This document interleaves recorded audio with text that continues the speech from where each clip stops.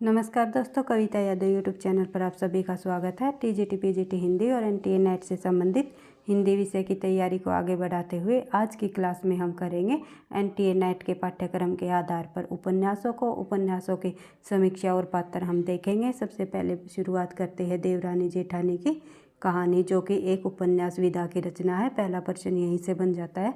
कई बार परीक्षा में पूछा गया है कि देवरानी जेठानी की कहानी किस विधा की रचना है, जो कि एक उपन्यास है, जो पंडित गौरी दत्त द्वारा रचित उपन्यास है।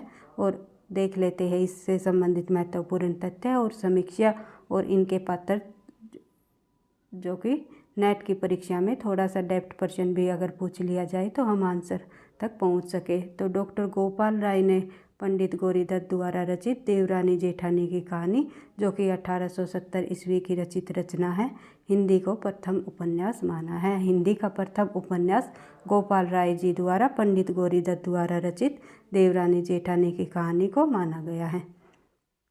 पंडित गौरी दत्त ने मेरठ में नागरी प्रचारणी सभा की स्थापना में अपना योगदान दिया तथा नागरी लिपि के प्रचार प्रसार के लिए अनेक ग्रंथ लिखे, अनेक पत्र पत्रिकाएं भी इन्होंने संपादित की है। पंडित गौरी दत्त के बारे में ये तथ्य बताया है, आपको ध्यान रखना है, क्योंकि परीक्षा में इस प्रकार से प्रश्न पूछे जाते हैं कि इनमें से कौन सा कथन सत्य है या सत्य नहीं है।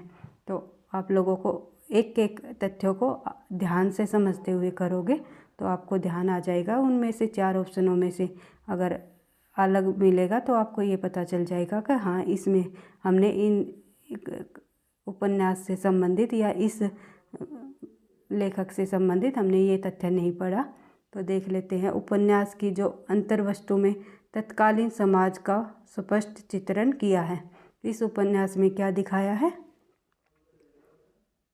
यानी कि पंडित गौरी दत्त द्वारा रचित देवरानी जेठानी की कहानी, जो कि एक उपन्यास विधा की रचना है, इसमें अंतर्वस्तु में तत्कालीन समाज का स्पष्ट चित्रण किया गया है, जिसमें समकालीन नारी की सामाजिक पारिवारिक स्थिति को लेखक की चिंता का विषय बनाया गया था। और जो बाल विवाह में फजूल खर्ची, बंटवारा, वृद्धों और बहुओं की समस्याएं, स्त्री शिक्षा आदि समस्याओं का इस उपन्यास में वर्णन किया गया है।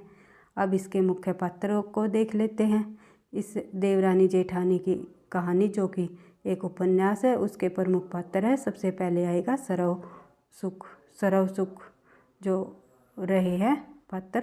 यह उपन्यास का प्रमुख पात्र है तथा मेरठ का एक प्रसिद्ध बनिया भी है, जो समय समय पर उपन्यास की कथा को बढ़ाने में महत्वपूर्ण भूमिका निभाता है।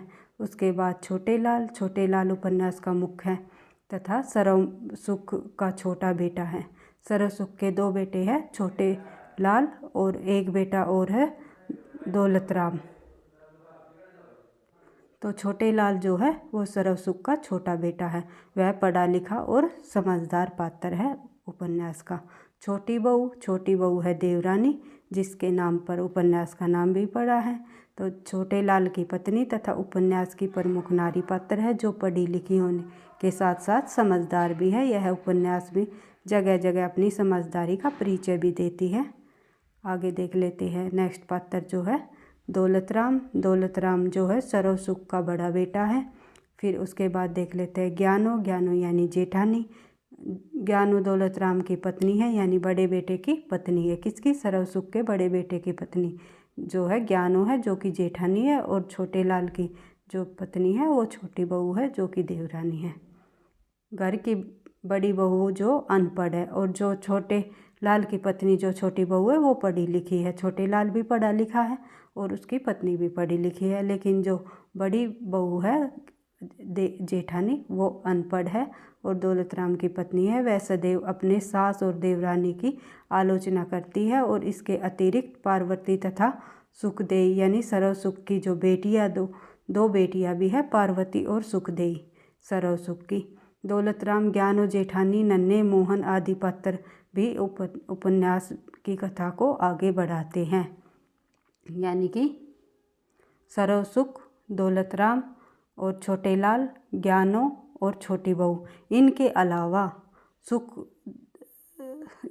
अलावा जो सरव सुख है उसकी 2 बेटियां हैं, पार्वती और सुखदेई। और इनके भी अलावा जो इनके बच्चे हैं दौलत राम के नन्हे और मोहन और भी अन्य पात्र इस उपन्यास में देखने को मिलते हैं। दो जैसे नन्हे और मोहन जो है, इनके दोनों के बेटे हैं, एक छोटे लाल का और एक दौलत राम का। तो देख लेते हैं आगे कहानी की समीक्षा। देवरानी जेठानी की कहानी उपन्यास की जो समीक्षा है उसके अंतर्गत हम देखेंगे। देवरानी जेठानी की कहानी पुनर्जागरण की चेतना से सीधी जुड़ी हुई रचना है। ये पूछ लेते हैं देवरानी जेठानी की कहानी पुनर्जागरण से सीधी जुड़ी हुई रचना नहीं है, तो इस प्रकार जो ये तथ्य होगा उन 4 ऑप्शनों में से एक ऐसा गलत तथ्य डाल देंगे तो हमें सही आंसर तक पहुंचना है। तो इसलिए इस उपन्यास की समीक्षा को समझना हमारे लिए अत्यंत आवश्यक हो जाएगा। तो देखेंगे, अशिक्षा के कारण मध्यवर्गीय परिवारों की स्त्रियों की स्थिति दयनीय थी। नारी शिक्षा सामाजिक परिवर्तन में अपनी महत्वपूर्ण भूमिका निभा सकती है। और उपन्यास में सरोव सुख नाम का एक बनिया है और उसके 2 पुत्र है, दौलत राम और छोटे लाल। 2 पुत्रियां है, पार्वती और सुखदेई। ये हमने देख ही लिया था पात्रों में।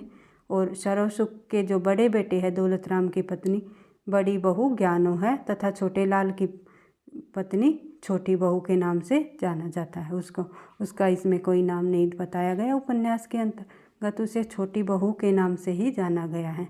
छोटी बहू यानी देवरानी पढ़ी लिखी तथा समझदार है, जबकि बड़ी बहू जो है ज्ञानो जेठानी अनपढ़ है तथा सदैव अपनी सास तथा देवरानी की आलोचना करती रहती है। छोटी बहू संस्कारी है, उसे धन संपत्ति तथा जायदाद का कोई लालच नहीं है, किंतु जो बड़ी बहू है वो लालची स्वभाव की है।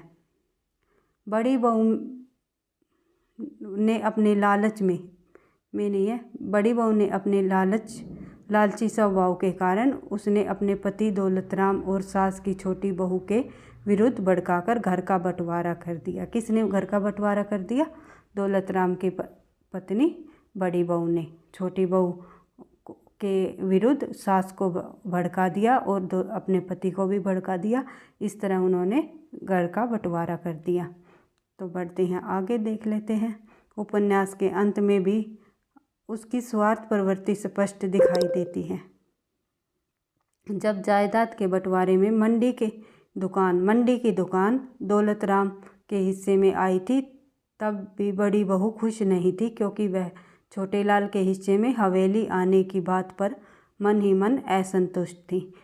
जब बंटवारा हुआ तो बंटवारे में मंडी की दुकान तो आई दौलत राम के हिस्से में, और जो छोटे लाल के हिस्से में आई थी हवेली, इस बात पर वो जो बड़ी बहू थी वो खुश नहीं थी, संतुष्ट नहीं थी इस बंटवारे से। इसलिए हवेली से जाते समय वह 2 खिड़कियों के दरवाजे तथा चौखट उतारकर अपने साथ ले गई। तो जब घर जा रहे थे हवेली से, तो वहाँ से जाते वक्त 2 खिड़कियों के दरवाजे वह उतार ले गई और चौखट भी उतार कर अपने साथ ले गई। इससे स्पष्ट होता है कि व्यक्ति को चाहे जितनी भी धन संपत्ति मिल जाए, परंतु वह दूसरों की संपत्ति देखकर कभी खुश नहीं रहता। तत्कालीन समाज में बाल विवाह का प्रचलन था। उस समय में बाल विवाह का प्रचलन था, किंतु छोटे लाल और उसकी छोटी बहू ने अपने पुत्रों का बाल विवाह न कराकर उसकी पढ़ाई लिखाई पर अधिक ध्यान दिया था। उस समय की जो समाज था उसमें बाल विवाह का बहुत ही प्रचलन चला हुआ था, लेकिन जो छोटे लाल थे और उसकी पत्नी थी, दोनों पढ़े लिखे थे, उन्होंने अपने बच्चों का बाल विवाह नहीं होने दिया। नन्हे छोटी बहू और छोटे लाल का पुत्र है कि सगाई की जगह से आई, यानी कि उसके लिए सगाई आई, किंतु छोटे लाल और उसकी बहू ने सगाई वापस कर दी। उसकी सगाई नहीं की नन्हे की, क्योंकि वो अभी शादी के लिए बड़ा नहीं, मतलब मैच्योर नहीं हुआ था। इसलिए वह दोनों चाहते थे छोटी बहू और छोटे लाल के बाल विवाह हमें नहीं करना है, हम इसके बाल विवाह करने की बजाय हम इसकी पढ़ाई लिखाई में अगर पैसा लगाएंगे या पढ़ाई लिखाई कराएंगे तो ज़्यादा अच्छा होगा। तो उन्होंने जो पहले की प्रचलन जो रूढ़िवादी परंपराएं चली हुई थी उसको स्वीकार न करते हुए नन्हे को पढ़ाया लिखाया और उसकी सगाई भी वापस कर दी। पुराने समाज में बहुत बड़ी बात थी यह। उस समय जो सगाई आई उसकी और सगाई को वापस कर दिया गया तो यह बात बहुत बड़ी थी, किंतु छोटेलाल और उसकी पत्नी ने समाज विपरीत जाकर यह निर्णय लिया। इसके साथ ही उस समय विधवा विवाह का प्रचलन भी नहीं था। यदि किसी स्त्री का पति अल्पायु में स्वर्ग हार जाए तो उसकी पत्नी को पुनर्विवाह का कोई अधिकार नहीं था। उस समय जिस समय ये उपन्यास लिखा गया उस समय की जो कहानी इस उपन्यास में बताई गई है उसमें समय में विधवा विवाह भी नहीं कराया जाता था। बहुत ही पुनर्विवाह कराना अपराध समझा जाता था। लेकिन छोटेलाल और उसकी बहू दोनों पढ़े लिखे होने के कारण उन्होंने क्या किया आगे देख लेते हैं कि छोटेलाल की बहू मामा की बेटी जिसका 9 वर्ष में विवाह हो गया था, जो कि एक बाल विवाह था, उसका जो पति है पतंग उड़ाते हुए छत से नीचे गिर गया, उसकी मृत्यु हो गई। इस कारण वह मात्र 10 वर्ष की अवस्था में ही विधवा हो गई थी। उसने अपने जीवन के सब रास रंग खो दिए थे। उसके अभी खेलने खाने के दिन थे, वह दिन उसको कठिनाई में बिताने पड़े। छोटेलाल की बहू के प्रयासों से उसका पुनर्विवाह करा दिया गया कि छोटेलाल की जो बहू है उसके प्रयासों ने अपने जो मामा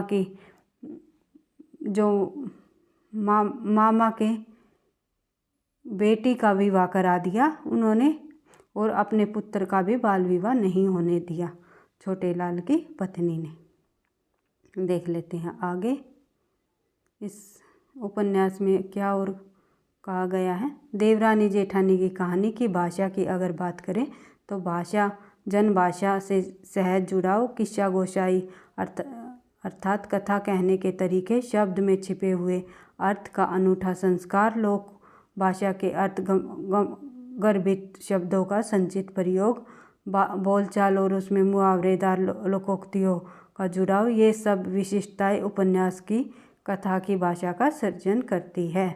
इसके साथ ही पंडित गौरीदत्त ने अपने उपन्यास में बोलचाल के शब्द युग्मों का सफल प्रयोग भी किया है, और जैसे कि एक उदाहरण के रूप में हम देख लेते हैं कि बोलचाल के शब्दों का युग्म सफल प्रयोग किस प्रकार से इसमें किया गया है। और जब कभी भाव चढ़ा देता है तो 1000 का नाज पात ले दुकान में डाल देता है और फ़ायदा देख उसे बेच डालता है। ब्याज बट्टा और गिरवी पाते की भी उसे बहुतरी आमदनी थी। हाट हवेली धन दौलत दूध पूत परमेश्वर का दिया उसके पास सब कुछ था। जो ये उदाहरण दिया गया है ये ऐसे की ऐसे उठाकर परीक्षा में पूछ लिया जा सकता है कि ये किस उपन्यास से संबंधित है या किस उपन्यास की पंक्तियाँ हैं। तो आपको याद रखना है कि देवरानी जेठानी की कहानी जो कि एक उपन्यास है उसकी ये पंक्ति है। बढ़ते हैं आगे। इस आधार पर कहा जा सकता है कि देवरानी जेठानी की कहानी निश्चय ही नए समय की ऐसी पुस्तक है, एक नए समय की पुस्तक है भाई ये देवरानी जेठानी की कहानी की ऐसी पुस्तक है कि जिसे आज का उपन्यास भी लेखक कुछ दिशा निर्देश पा सकता है। और पंडित गौरीदत्त ने अपनी इस कीर्ति से स्पष्ट किया है कि वे इसकी रचना स्त्री शिक्षा के लिए ही कर रहे थे। इस तरह उपन्यास हिंदी भाषा के लिए अनमोल है। इस प्रकार से हमने जो देवरानी जेठानी की कहानी पंडित गौरीदत्त द्वारा रचित उपन्यास की समीक्षा और पात्रों को देख लिया। मुझे उम्मीद है आपको समझ आया होगा, और परीक्षा में इस प्रकार से किसी भी प्रकार से अगर घुमा फिरा कर प्रश्न पूछ लिया जाएगा तो आप सही कर दोगे। वीडियो अच्छी लगी तो लाइक करना, दोस्तों के साथ शेयर करना, चैनल पर पहली बार हो तो सब्सक्राइब कर लेना। पढ़ते रहना, आगे बढ़ते रहना। थैंक यू, धन्यवाद।